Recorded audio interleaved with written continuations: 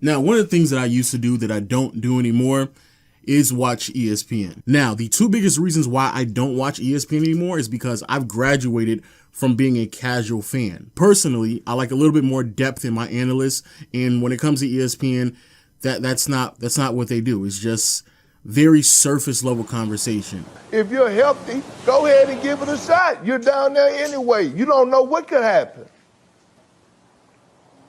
I agree.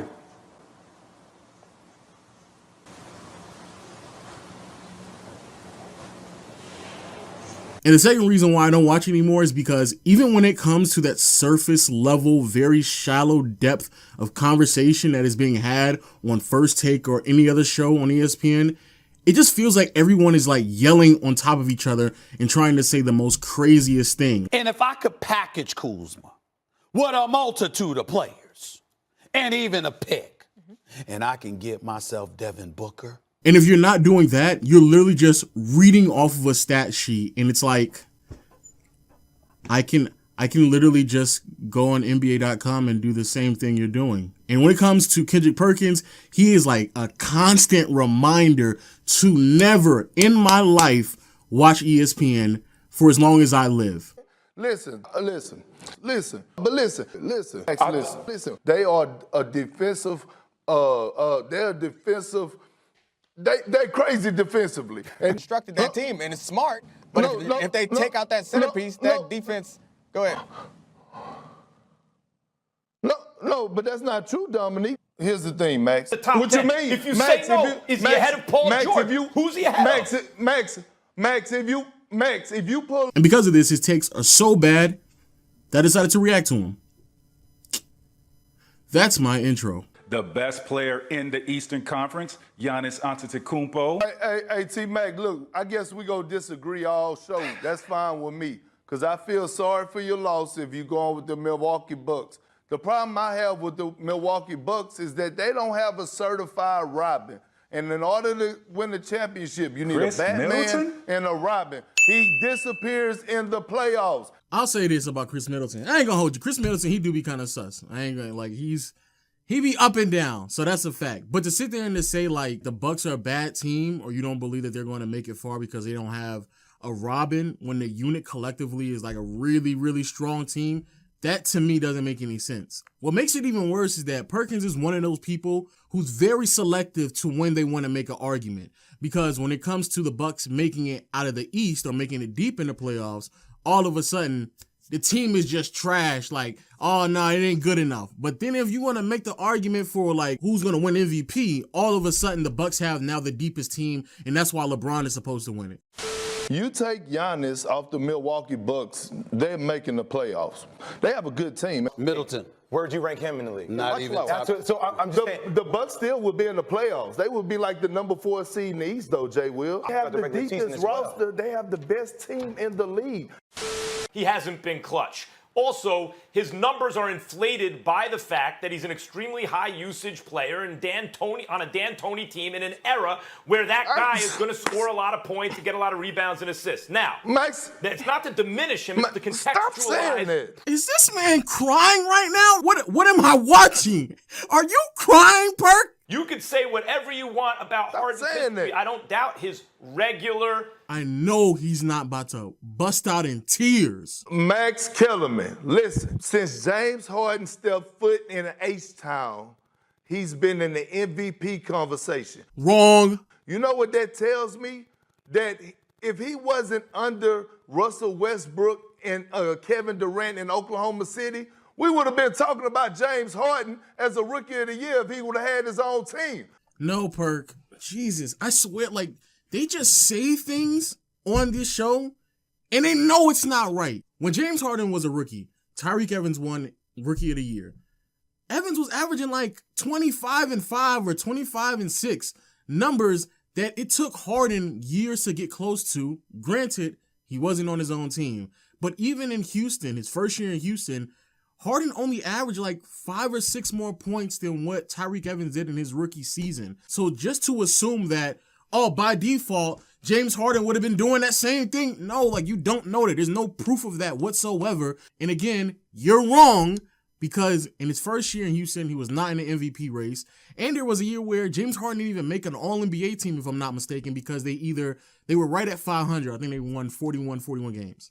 So, no, Perks, you're just wrong. But now I'm right there. So listen, they have to finish the season out. It's time for us to hand LeBron his flowers so while he's still alive so he can smell them. We have to quit disrespecting this man's greatness. For 17 straight years, this guy has lived up to the hype. He's lived up to everything, has succeeded expectations. I can't stand when people make that argument. It's a horrible argument. We're supposed to give LeBron the MVP because what he did 10 years ago, like a decade, like that's, like, oh man, we got to just give him because remember back in 2011 when he had that good game? Oh yeah, and then remember in 08 when he dominated, remember that? That's why we have to give him the MVP right now. So to act this seem as if like that is like a routine thing, that we have to respect LeBron where he's at right now. We can't hop on from one train to the next. Like everybody just wants to move on to the next thing. LeBron was that next thing in 2009 and nobody didn't give Kobe another MVP knowing that there was a good chance that he was going to end his career with only one. Nobody disrespects LeBron. I go on Bleacher Report's Twitter page almost every night, and it's like a highlight reel, just over and over and over and over. Nothing but LeBron. You go on Twitter, nothing but LeBron. Sure, there's some slander, but for the most part, it's a lot of respect for LeBron. Let's not act like people are just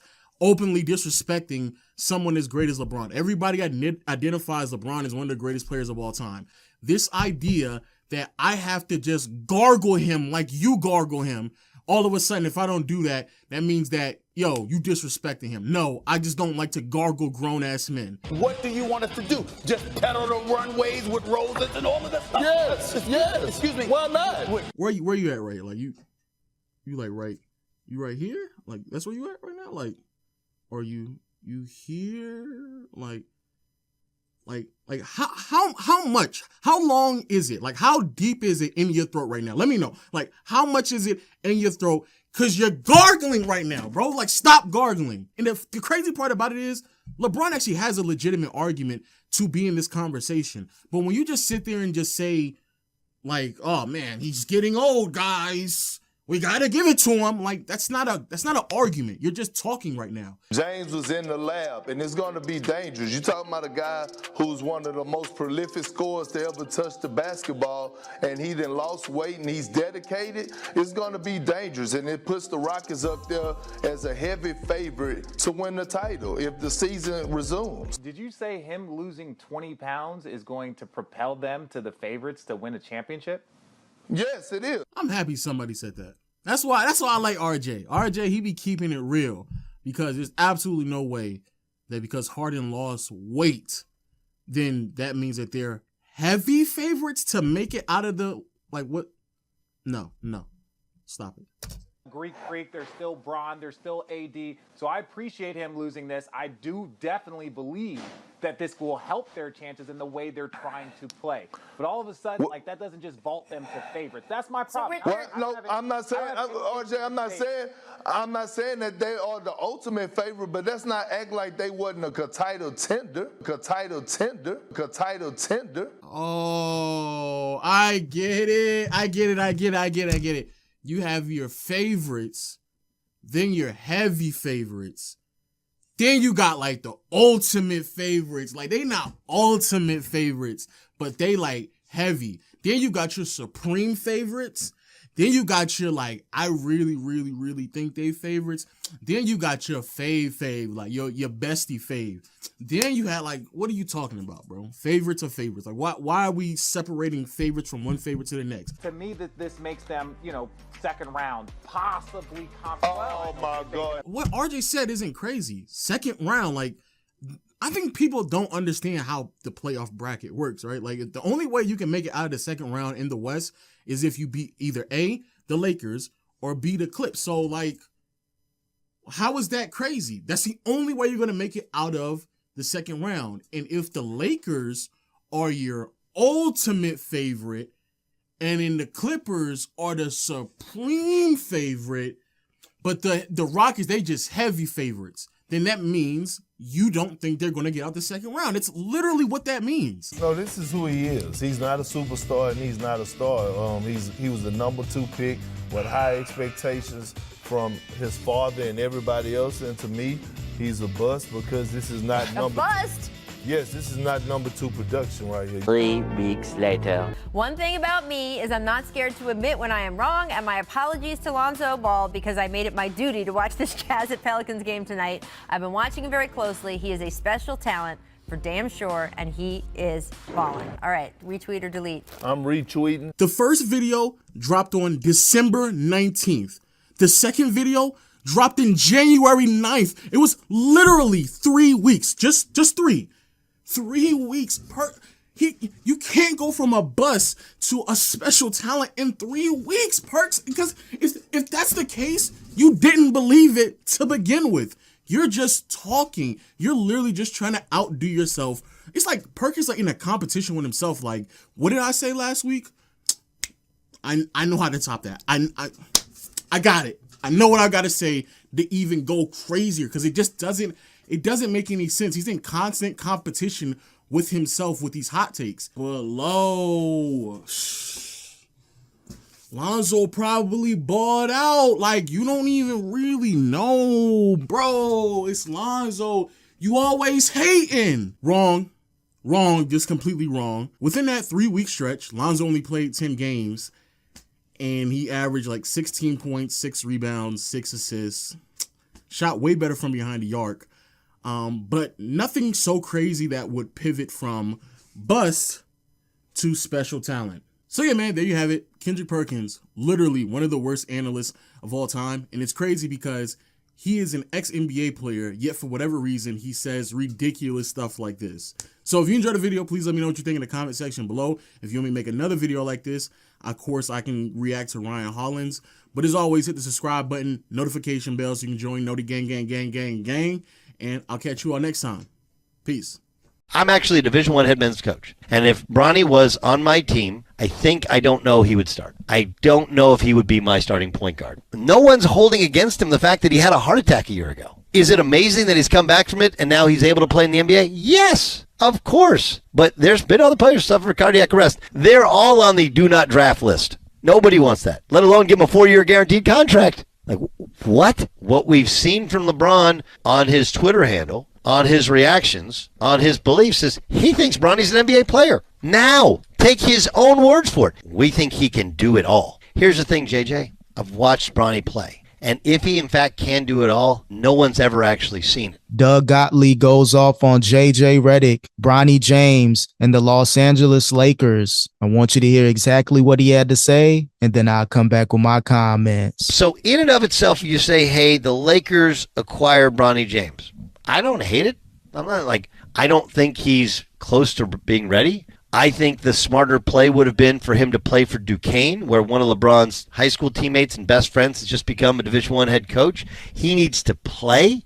He needs to learn to be more of an alpha. He needs to learn to take more shots, he needs to move his way from on the bottom of the scouting report towards the top of the scouting report in college before trying to do the same thing in the NBA. And if LeBron thinks, hey, the better development process is in the G League, well, that's fine.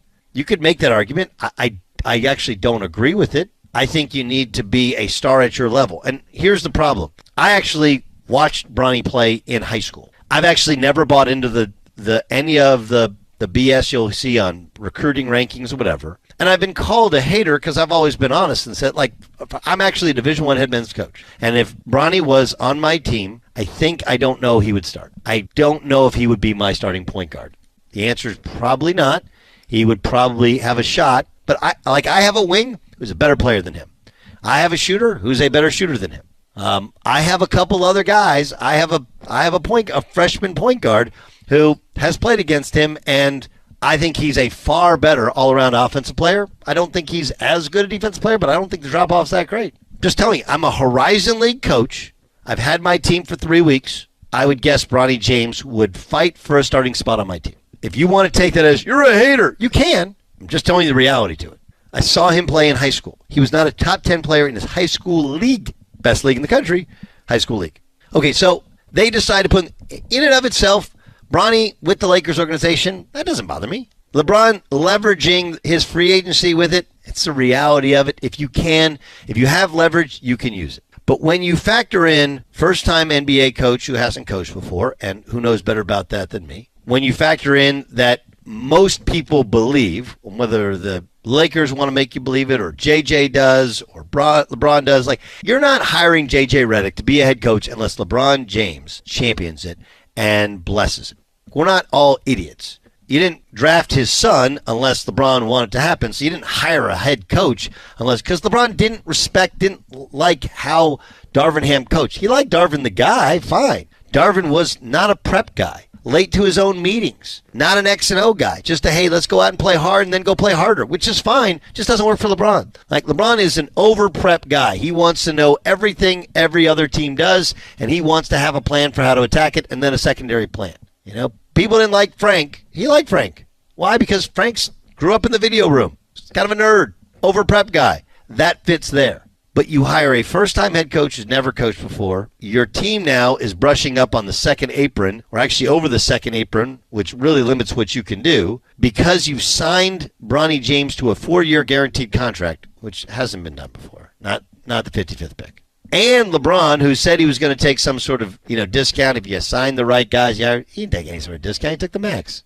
Your best players are the oft-injured Anthony Davis, who's a star, the 40-year-old LeBron James, and the only player of value is in terms of trade value, really, is Austin Reeves, who, if you want to get something good, you're going to have to send him packing. You got a point guard who, for the last 2 years, has shown he's not good enough at the top level of the NBA in D'Angelo Russell, and all you're doing is running that one back. And meanwhile, you're fighting for Bronny to be on the roster. And if LeBron is that responsible for JJ getting the job, and again, part of getting that job and making it work is you can't hire somebody that LeBron isn't in on. Because if LeBron shuts down on you, you're done. What we've seen from LeBron on his Twitter handle, on his reactions, on his beliefs is he thinks Bronny's an NBA player. Now, take his own words for it. We think he can do it all. Here's the thing, JJ. I've watched Bronny play. And if he, in fact, can do it all, no one's ever actually seen it.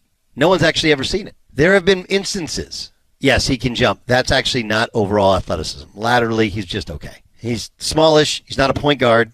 He's not. And by the way, like, people are like, well, his defense. Okay, when you're 6'1.5" in the NBA, okay, it means, and you're not a point guard, but even if you are, you're having to guard the best players on earth. And if you aren't initially checking them, trust me, you will match up with them because most teams switch 1 through 4. They're going to find you. And when you say a prospect who's hasn't shown, even in high school, the ability to dominate a game offensively at any statistical category, you should see his defense. It's like saying, hey, I want you to go out with this girl. She's got a great personality. That's what it is. It doesn't mean defense isn't important. It is really important. You're never going to get onto a basketball floor if you're anything other than a superstar, if you can't guard anybody in high school, in college, in the pros. But telling us that he's earned it, that's like me saying I earned my position as head coach of Wisconsin Green Bay. I know I didn't earn anything. I have to earn people's respect based upon how I run a program, how my team plays, and hopefully how many games we win. But I'm not so arrogant to ever let somebody say, like, you know what, he's earned this because he spent 21 years in the media and his dad was a coach and he coached AAU and he coached in TBT and he coached overseas. Like, that's not really earning it. I'm not an idiot. But all we're doing, okay, all you're doing, and JJ's, what he's trying to say is like, hey, we're going to develop him, we're going to develop him, we're going to develop him. If you're going to develop him, send him to the G League. That's what that league is for. If you're in the NBA, you're just doing workouts. You're not doing practice. And I get it. Like, LeBron really believes you can develop him through these workouts. He's done these workouts his whole life. How has that developmental process helped? The other part to it is, and this is like comical, I'm not like it. No one's holding against him the fact that he had a heart attack a year ago. Is it amazing that he's come back from it and now he's able to play in the NBA? Yes, of course. But there's been plenty of other players that have suffered cardiac arrest. They're all on the do not draft list. Nobody wants that, let alone give them a 4-year guaranteed contract. Like, what? I mean, just all of this is just bowing to the whims of LeBron. And we had Adam Moslin on last hour, and I thought he said something which is completely true, where, for a long time, Los Angelinos didn't view LeBron as a Laker. They still don't. LeBron plays for the Lakers. He's not a Laker. It's a Kobe Bryant town. Why? Because no matter what you think of Kobe Bryant, because I'll just be honest, there was a lot of times in Kobe's NBA career, I didn't like him as a player. I thought he was selfish. He was arrogant. Remember, there was a bunch of different stages to Kobe. There was the early Kobe who was trying to prove himself, who walked and talked like Michael Jordan. Then there was the Kobe trying to pretend that he was hood. Okay. Then there was the defiant Kobe with Shaq when that thing went bad, right? And then, the last, really right around when he tore his Achilles, and after that, he became just this incredibly well-rounded individual that everybody's like, dude, that guy's awesome. He completely gets it. And a lot of that is the evolution of all of us as men. Like, we all kind of grow up from, at some point, we have some sort of arrogance, search for who we are, and then we finally figure it out. You get to your 30s and your 40s, and you have kids, and you're like, I was such a you-know-what back then. So that's what Kobe went through. But Kobe didn't want anybody to hand out anything. Definitely didn't want anybody to give a sibling, one of his kids, a guaranteed contract. At the end of it, to have the head coach that he put in place to be the head coach say, yeah, he's totally earned it. How?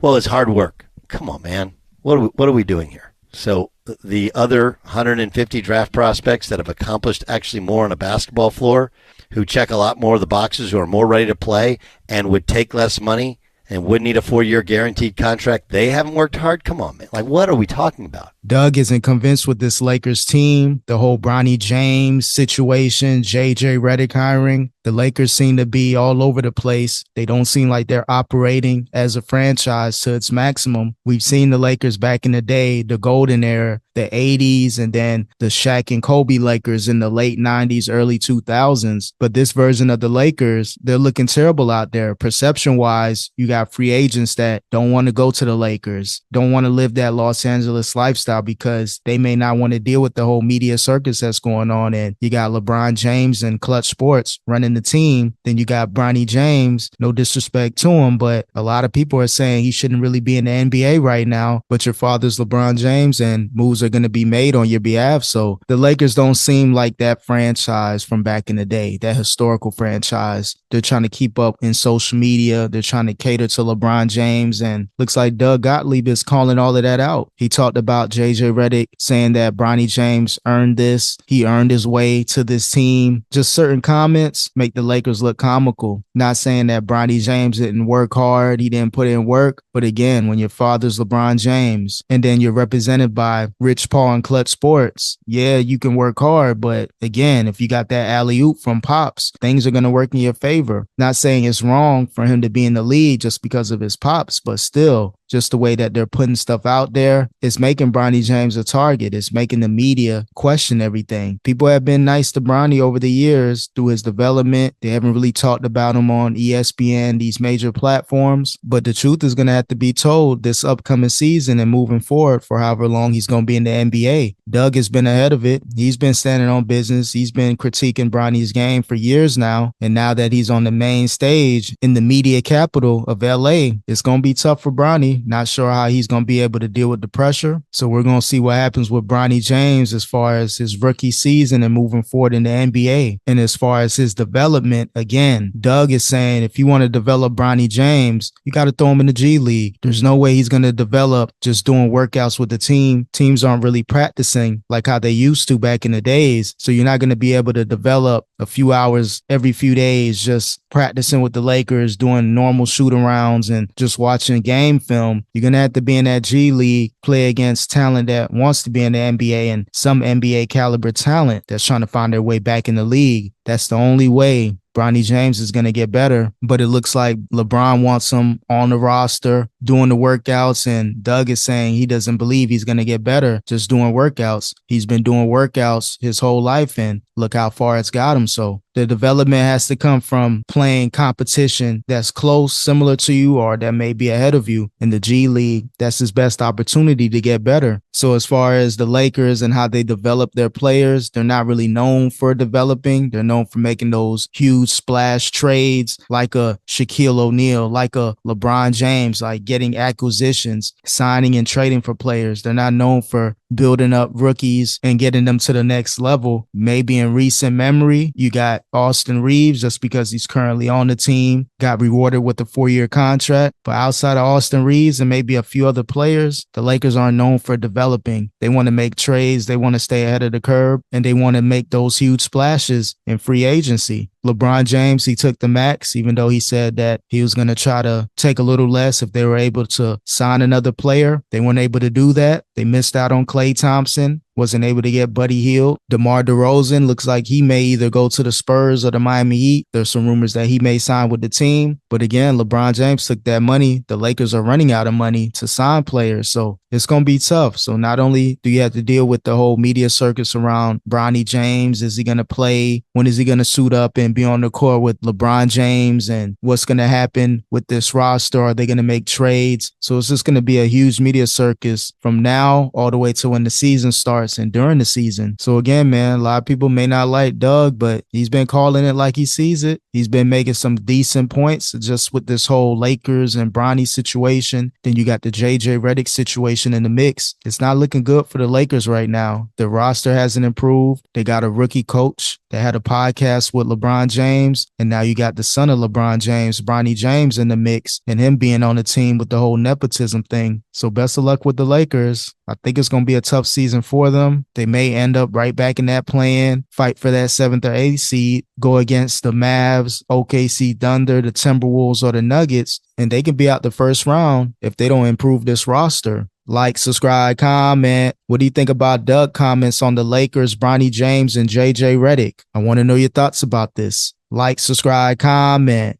Peace.